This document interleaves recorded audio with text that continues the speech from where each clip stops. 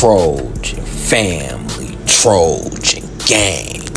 Fight on forever's in the building. And today we finna talk about the Anton Lynn effect and why he's probably the top defensive coordinator in the country and only getting better. Second year at DC. Just imagine this man in the future. He's a maestro, immediate impact. You know, they got impact players. This is a impact coach. This is what you call a impact coach. And I'm finna show you what the Anton Lynn effect do to your program when he step in the building. You hear me?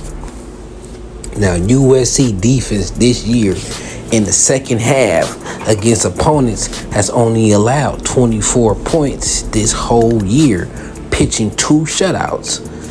Only allowed 10 for LSU in the second half. Of course, they blanked Utah State, so that's 0. Michigan got 14, right? And then Wisconsin got 0. Now, Michigan really only got 7, right? It was a pick 6. So let me correct that. They defense has only given up 17 points in the second half this season. 10 against LSU, 0 against Utah State, 7 against Michigan, and 0 against Washington. Right? So it's 10-0, 7-0. Second half magician. That shows the coaching style. That shows who's the elite coach. Right? Coach who can make adjustments in game. Right? More the Anton Lynn effect. You hear me? Kid, this elite, man. And I say, kid, he's a grown man, but he's a young coach. As far as coaching, he's a kid, right? He ain't even hit his prime, right? USC is number 11 nationally in third downs allowed, ahead of Ohio State, Texas, Notre Dame, and Iowa, among others. And we all know, especially Iowa is known for great defense. Texas is a great team. Notre Dame be having good defenses. While on the other hand, UCLA is dead last, allowing opponents to convert on third down 58% of the time. USC way up, UCLA way back down. That's the Anton Lynn effect. Now, I know UCLA lost a lot too, but still, right? The turnaround he gave that defense is just incredible. Just incredible. And we got to just keep this man at all costs. If we got to pay the Anton Lynn head coach money, then we going to pay him head coach money, right? Let me tell you why. Y'all know last years under Grinch, explosive plays galore.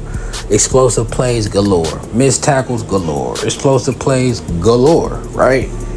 After 4 games, USC defense is tied for 7th in the country in fewest explosive plays, which is 20+ yards, right?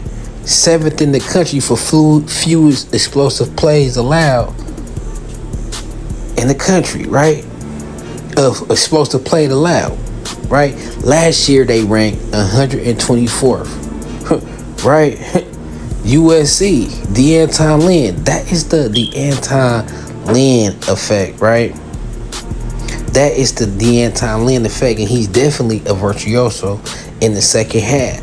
He's a young coach, so he's going to get better at even coming out, right? He's going to get better at even coming out better with the better game plan. It seems like he's best in field adjustment, seeing and watching the other team and seeing what they currently doing right now, specifically for his defense. So he see, okay, this how you prepare for my defense.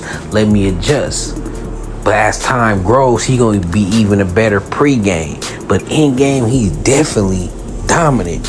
And USC's offense has been aiding the defense with being dominant. USC offense is 16th in the country in time of possession. Last season, they ranked 119th. This means they're taking care of the ball and they're not putting their defense out on the field constantly. A win-win when your D-line and linebackers corps don't have a ton of depth, especially now that Bear is not there, right? But we still run 2 deep. Let's go. But we playing complimentary football, right? We playing complimentary football. After 4 games, USC defense is just night and day different. This night and day.